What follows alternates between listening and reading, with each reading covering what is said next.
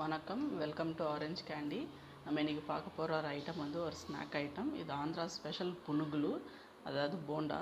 அதுக்கு தேவையான இன்க்ரீடியன்ட்ஸ் என்னென்னு இப்போ பார்க்கலாம் வாங்க. ஒரு மீடியம் சைஸ் வெங்காயம் பொடியாக நறுக்கி வச்சுருக்கிறது, ஒரு கருவேப்பிலை கொத்து அதை வந்து பொடியாக நறுக்கி வச்சுருக்கோம், அப்புறம் ஒரு ஸ்பூன் அரிசி மாவு, அப்புறமா 1/4 டீஸ்பூன் சீரகம், 1/4 டீஸ்பூன் பெருங்காயத்தூள், அப்புறமா ஒரு ஸ்பூன் மிளகாத்தூள். நான் வந்து இங்கே குழம்பு மிளகாத்தூள் எடுத்திருக்கேன். உங்களுக்கு மிளகாத்தூள் வேண்டான்னா பச்சை மிளகா கூட அரிஞ்சு போட்டுக்கலாம். அப்புறமா ஒரு ஸ்பூன் வந்து ரவை, அப்புறமா கொத்தமல்லி கொஞ்சம். அப்புறம் அதோட மெயின் இன்க்ரீடியண்ட் வந்து இட்லி தோசை மாவு. அதுவும் நல்லா கொஞ்சம் புளிச்ச மாவாக இருந்தால் போண்டா நல்லா சூப்பராக வரும். அது புளிச்ச மாவாக இருந்தால் நீங்கள் சோடா கூட ஆட் பண்ணுற அவசியம் இல்லை. புளிப்பு இல்லைன்னா நீங்கள் லேசாக கொஞ்சம் சோடா மாவு ஆட் பண்ணிக்கோங்க. இந்த போண்டா வந்து சூப்பராக வரும். வாங்க இந்த போண்டா எப்படி செய்கிறதுன்னு பார்க்கலாம். இப்போது ஃபஸ்ட்டு நம்ம வந்து அந்த பவுலில் இது இட்லி மாவில் வந்து நம்ம இதெல்லாம் ஆட் பண்ணிக்கலாம், எல்லாமே மிக்ஸ் பண்ணிக்கலாம். நல்லா நம்ம எல்லா இன்க்ரீடியன்ட்ஸுமே வந்து அந்த மாவில் வந்து ஆட் பண்ணி மிக்ஸ் பண்ணிடலாம்.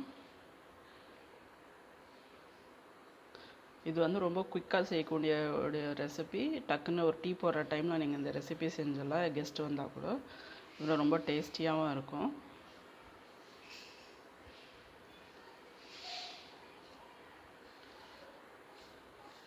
இந்த அரிசி மாவு ரவை வந்து உங்கள் பேட்டரோட கன்சிஸ்டன்சியை பொறுத்து நீங்கள் வைங்க, கொஞ்சம் ஆட் பண்ணிக்கோங்க. இன்கேஸ் உங்கள் மாவு வந்து கொஞ்சம் தண்ணியாக இருந்ததுன்னா அதை நீங்கள் கொஞ்சம் குவான்டிட்டி இன்க்ரீஸ் பண்ணிக்கோங்க.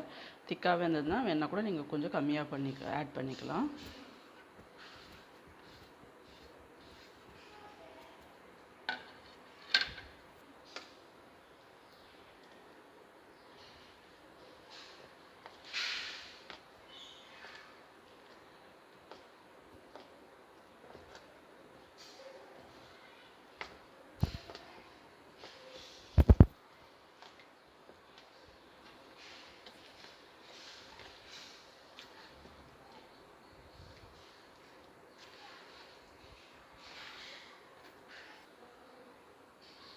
இப்போ வந்து நம்ம இந்த பேட்டரில் இதுக்கு தேவையான அளவுக்கு உப்பு ஆட் பண்ணிக்கலாம். உப்பு ஆட் பண்ணி நல்லா மிக்ஸ் பண்ணிக்கலாம்.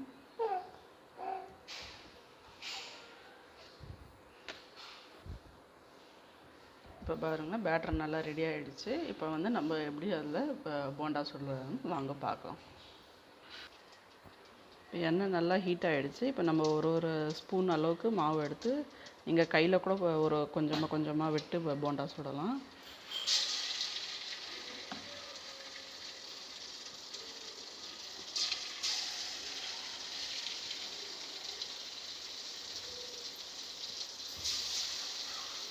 கொஞ்சம் கேப் விட்டே போடுங்க. பக்கத்தில் போட்டிங்கன்னா ஒட்டிக்கும்.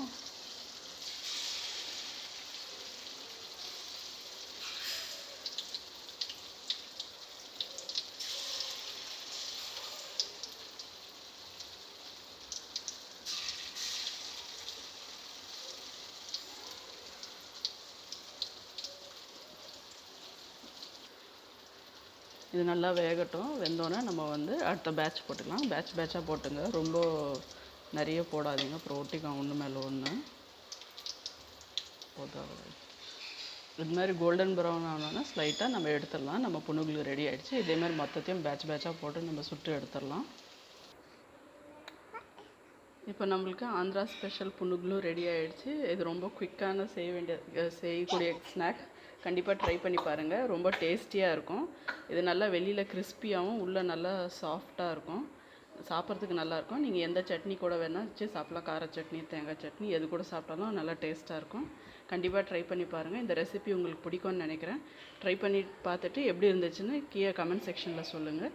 இந்த வீடியோ உங்களுக்கு பிடிச்சிருந்தால் லைக் பண்ணுங்கள், ஷேர் பண்ணுங்கள். அப்புறம் மறக்காமல் எங்கள் சேனல் ஆரஞ்ச் கேண்டிக்கு சப்ஸ்கிரைப் பண்ணுங்கள்.